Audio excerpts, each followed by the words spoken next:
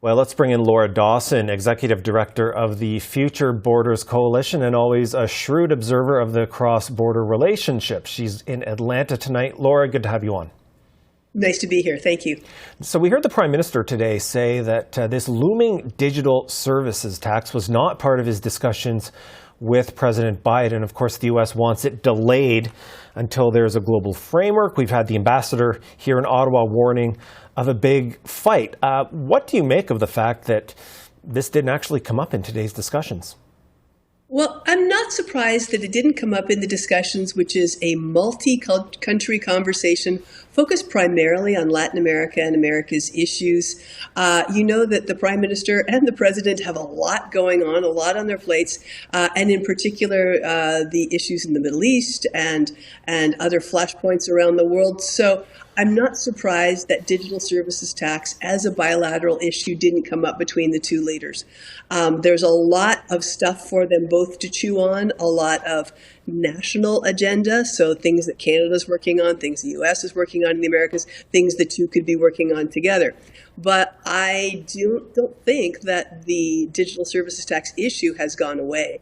I think it's very much a challenge, an irritant in the relationship. The U.S. has made no secret of the fact that they think that Canada's independent approach is going to create problems for U.S. business, and they're willing to act against Canada in trade challenges that could hurt Canada in some very real sectors and very real parts of the economy. So they didn't talk about it, but it definitely didn't go away. So what do you see as some of the biggest risks in the cross-border trade relationship if this tax does go ahead in January and the White House decides to retaliate in kind?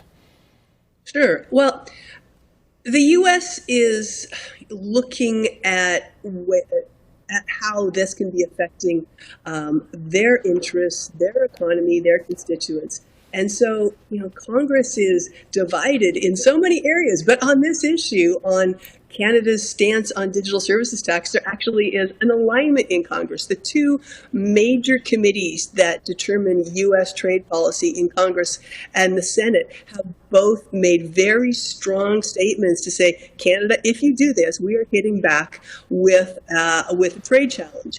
And when these sort of trade disputes come up, they don't respond with something in the digital sector. They will respond against Canadian lumber, against Canadian aluminum, against Canadian maple syrup, things that will hit us hard.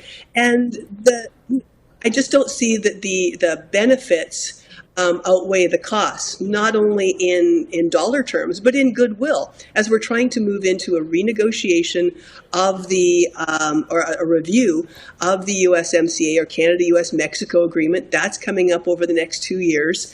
Canada is the recipient of some U.S. goodwill through the IRA. There are lots of discretionary areas that the U.S. could say, you know what, Canada, we're going to wash our hands of this and not give you the sort of special arrangements that you've been used to. So I think this could be unnecessarily launching a period of trade friction between the United States and Canada at a time when we can least afford it.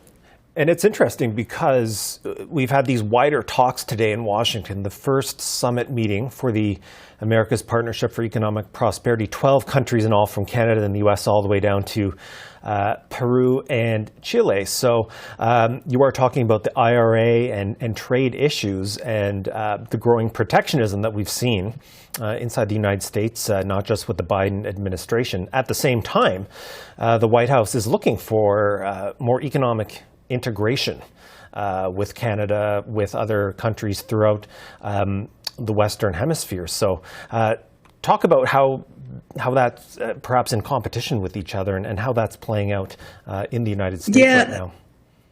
I think it's a real challenge for the Biden White House to both talk the talk and walk the walk. The talk is easy. The talk is about building relationships, building trade relationships with countries in Latin America in order to improve stability, improve their economic climate, and help to reduce the kind of humanitarian migration towards the United States that we've seen. So they're trying to control migrant flows by making conditions better at home. And they're willing to assist with that.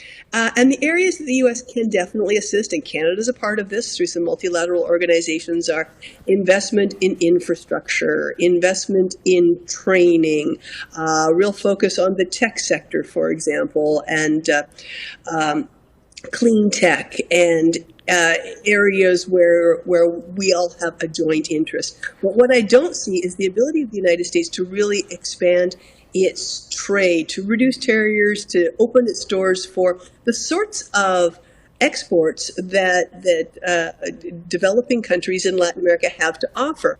The U.S. is really, with the unions being very powerful, with Democrats being beholden to unions for their position, they're just not going to open the doors to trade from lower income economies that have lower wage rates. So while I hear them talking about microchips and infrastructure, that's great. But if you're Peru, you really want to sell garments and small machinery and foodstuffs. And I don't see that being a part of this conversation.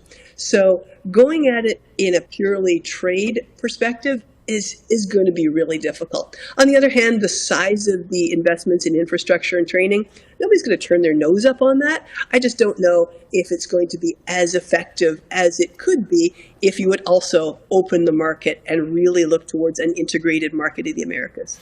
Okay, Laura Dawson, Executive Director of the Future Borders Coalition. Thank you as always for your thoughts. You're very welcome.